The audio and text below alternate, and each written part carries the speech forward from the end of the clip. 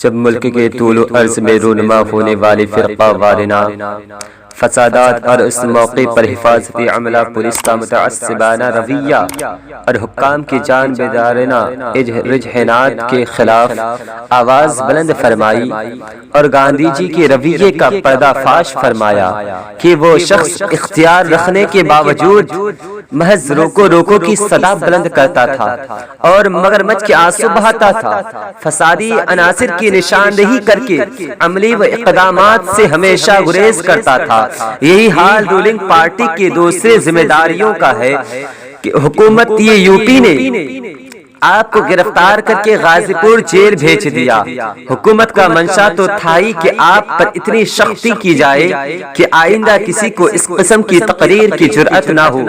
اتفاق سے وہاں کا جیلر بھی متعصب دیوبندی تھا، وہ اپنے طور پر بھی حضرت کو تکلیف دیتا تھا، گھٹیا قسم کا کھانا فراہم کرتا تھا، بہت ہی گھٹیا قسم کا کھانا دیتا تھا، جبکہ حضرت کے مزاج میں نفاست پسند تھی۔ بھلے ہی سادہ کھانا ہو، حضرت نے احتجاجاً نفل روزہ رکھنا شروع کیا اور جیل سے فراہم کردہ کھانا کھانے سے انکار کر دیا۔ جیلر نے سوچا دو تین دن میں جب بھوک کی شدت ستائے گی خود ہی روزہ رکھنا ترک کر دیں گے اور جو مل جائے گا اسے غنیمت جانیں گے۔ لیکن جب کئی دن ہو گئے تو اسے فکر لاحق ہوئی کہ ویسے بھی ان کے عقیدت مندوں کی جانب سے ان کی گرفتاری پر احتجاج ہو رہی ہے، انہیں اسپیشل کلاس دیے جانے کی مانگ ہو رہی ہے، ایسے میں انہیں نہ کھانے کی وجہ سے کچھ ہو گیا تو میری بھی شامت آ جائے گی، لہذا کئی دن بعد اس نے اچھا کھانا ان کو بھجوایا۔ حضرت نے روزے کی نیت کر لی تھی، لہذا کھانا واپس کر دیا۔ وہ خود آیا اور کہنے لگا آپ تو عالم ہے، یہ کوئی فرض روزہ تو ہے نہیں، آج روزہ توڑ دیجئے کل رکھ لیجئے گا۔ لیکن حضرت نے انکار کر دیا۔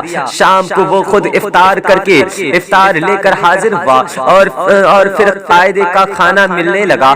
11ویں اور 12ویں کے فاتحہ کے لیے ایک درجن کیلے کے لیے کہلوایا تو 12 تاریخ کو بھجوایا گیا۔ حضرت نے ایک درجن کیلا واپس کر دیا کہ 11ویں تاریخ تو گزر گئی، جس سے وہ بڑا عاجز ہوا۔ پھر اس سے ایک رات کی ڈیوٹی پر تعینات ایک سپاہی نے گزارش کی کہ میری ڈیوٹی کی جگہ بدلوا دیجیے ورنہ مجھے خدشہ ہے کہ میری ملازمت چلی جائے گی۔ جیلر کے استفسار پر بتایا کہ مولانا صاحب رات کو اپنے کمرے میں نہیں ہوتے ہیں، پھر کہاں ہوتے ہیں؟ اس نے پوچھا، بتایا کہ 4 دیواری کے فلاں گوشے میں کسی بزرگ کی قبر ہے، وہیں عبادت کرتے ہیں۔ یقیناً تمہیں غلط فہمی ہوئی ہے یا تم ان سے بہت زیادہ متاثر ہو گئے ہو، بھلا ایسے کیسے ہو سکتا ہے؟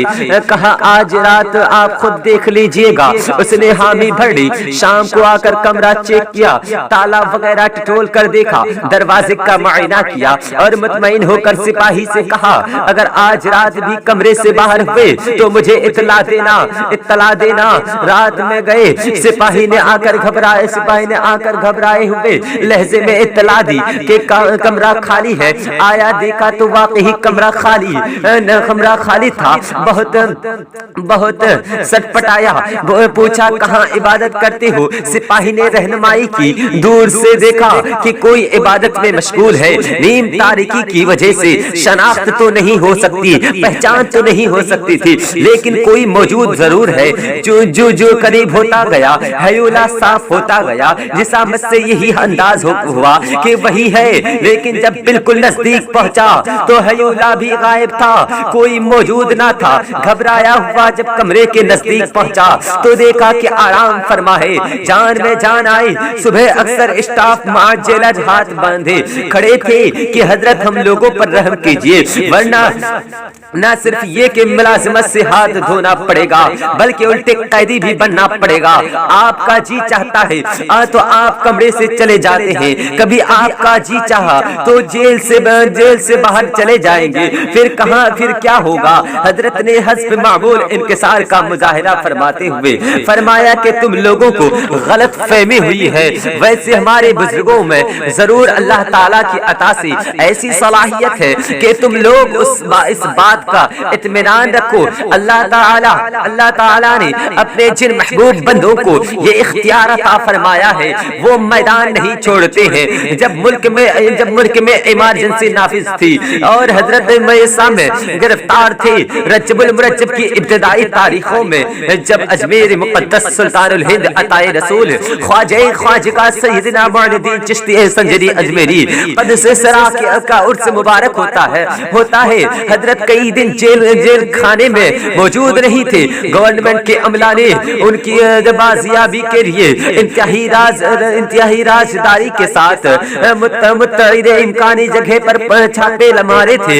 اجمیر میں حکیم یونس نظامی الہ آبادی علیہ الرحمن نے حضرت کو دیکھا بھی تھا۔ ان کا بیان ہے کہ وہ مسجد اولیاء میں دلائل الخیرات شریف کا ورد فرما رہے ہیں کہ اما ان کی نگاہ بائیں جانب اٹھی، روز اقدس کے سامنے اجدہام میں انہیں حضرت نظر آئے۔